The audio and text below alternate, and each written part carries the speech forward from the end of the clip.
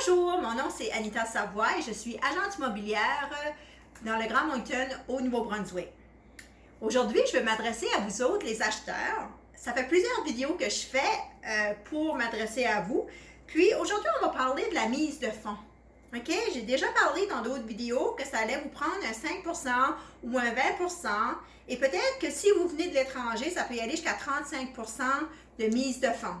Donc, 5% de la valeur d'achat de la maison que vous allez acheter. OK? Donc, c'est sûr que votre banque va au moins vous demander un minimum de 5%. Puis là, en fait, Colin, là, j'arrive pas à trouver l'argent. Je sais pas comment faire pour la mettre de côté. Pourquoi je peux pas avoir ma propre maison? Puis tu sais, chaque Canadien qui a l'âge d'être capable d'avoir une maison, on veut avoir un chez nous. OK? On veut avoir un chez nous. Donc, je vais vous aider avec ça. Donc, une des façons qu'on devrait faire pour commencer, c'est, on est obligé de changer un peu notre style de vie, OK? Puis, mettons que vous restiez chez vos parents, puis que vous ne payez pas de loyer, puis vous savez que ça va vous coûter 800 $ pour payer votre prêt hypothécaire, OK? Fait, prenez ce 800 $-là par mois, OK? Puis si vous êtes un couple, 800 $ chacun ou 400 $ chacun, mais mettez-les de côté dans un compte épargne, OK? C'est important. Ça, c'est une des façons de faire, OK? Si vous payez un loyer, OK, de 800 $, puis vous savez que vous allez payer un prêt hypothécaire de 1500 $, donc la différence entre le 800 et le 1500, c'est 700 $. Prenez ce 700-là et placez-les dans votre compte épargne. On va parler un petit peu du compte épargne, OK, à votre banque. Est-ce que c'est toujours le bon endroit de placer notre argent? Je vais vous dire que quand vous placez votre argent dans votre compte épargne, vous ne faites pas beaucoup d'argent sur votre argent. Donc, vous ne faites pas grand profit sur votre argent. Si vous considérez acheter une maison à plus long terme, dans 3 à 5 ans, je suggérerais de prendre votre argent qui est dans votre compte épargne ou l'argent que vous voulez placer de côté et d'aller voir un planificateur financier et d'investir votre argent. Puis vous pouvez aller chercher jusqu'en moyenne 6% d'intérêt sur votre argent. Donc, c'est important de consulter un expert en finance, de consulter votre banque, puis des fois à votre banque, ils ont des conseillers financiers aussi.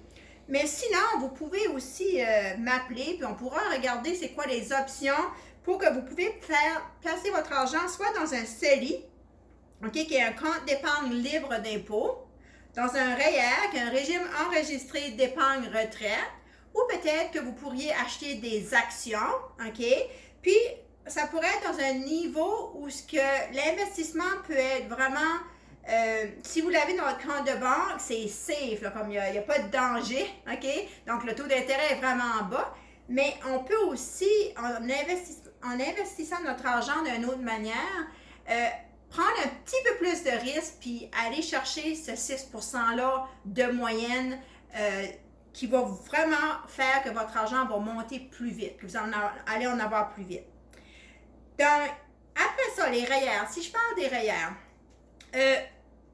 si vous ne pouvez pas accumuler les REER assez vite pour avoir votre maison, vous pouvez faire un prêt REER. OK? Puis vous allez être capable de rembourser ce prêt REER-là sur quelques années. Puis habituellement, les taux sont quand même assez bien. OK? Ça dépend toujours de votre crédit, OK? De comment est-ce que vous êtes positionné financièrement. Donc, en faisant des REER, par après, le gouvernement, ils ont des programmes pour les premiers acheteurs ou pour ceux-là qui n'ont pas appartenu une maison pour 5 ans. Vous pouvez sortir vos REER, une certaine partie de vos REER, sans payer de l'impôt dessus. Et vous aurez à rembourser ces REER-là sur une période de temps sans payer de l'impôt. Si vous le payez à l'intérieur de cette période de temps-là, OK, vous ne payerez pas d'impôt là-dessus. Si vous ne le payez pas, ben, il va falloir payer l'impôt. C'est ça qui va être la pénalité dans le fond. Donc, ça, vous discutez ça avec quelqu'un qui vraiment se spécialise dans les finances. Il y a toutes sortes de manières d'aller autour de ça pour vous aider à avoir votre mise de fonds. OK? Donc là, on parle d'investissement, on parle de placer l'argent que vous avez en surplus dans un compte d'épargne. L'autre manière qu'on peut aller chercher de l'argent pour votre mise de fonds, c'est si maman ou papa, ou peut-être un frère ou une sœur, famille très très proche, vous fait un cadeau de votre mise de fonds. OK? C'est très important de comprendre que c'est un cadeau et non un emprunt. OK? Donc, discutez avec votre banque, OK, avant de mentionner le cadeau pour que lui, la personne qui s'occupe de vous, puisse vous guider de la bonne façon pour que cet argent-là puisse compter comme mise de fonds pour votre maison. OK? C'est important.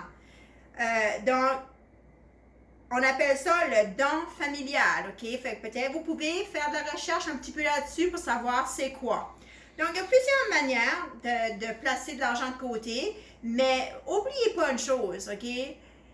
Effort égale résultat. Ça, c'est mes mots à moi, mais surtout à Sylvain Boudreau, qui est quelqu'un que j'apprécie beaucoup. OK, effort égale résultat. Donc, si vous placez des efforts à mettre de l'argent de côté, donc pas longtemps, vous allez avoir votre maison. OK? Faites aussi des prélèvements automatiques. Quand ce que l'argent est automatiquement enlevé dans votre compte, il y a plus de chances que vous allez ramasser votre argent que si vous prenez la décision vous autres même de prendre l'argent et le mettre dans un compte. Ça se peut que vous n'arriverez jamais à votre but. OK? Un autre petit truc que je vous donne. Donc, j'espère que ce site vous donne une grosse aperçu de comment vous pouvez ramasser votre mise de fonds. Puis plus que vous êtes jeune, là, plus que je vous suggère d'aller voir quelqu'un qui s'occupe des investissements. Parce que c'est incroyable comment d'argent que vous pourriez avoir plus tard, quand vous aurez 50 ou 60 ou 65 ans. Puis je sais que tout de suite, c'est pas important pour vous autres. Vous avez d'autres choses à penser, OK? J'ai 48 ans, moi, puis c'est pas vrai qu'à 25 ans, j'ai pensé à ça. Mais aujourd'hui, si je reculerais, je le ferais, OK? Donc, j'espère que ça vous aide. Mon nom, c'est Anita Savoie. Je suis agente immobilière pour Remax Quality Real Estate Inc. à Moncton, au Nouveau-Brunswick. Merci et bonne journée.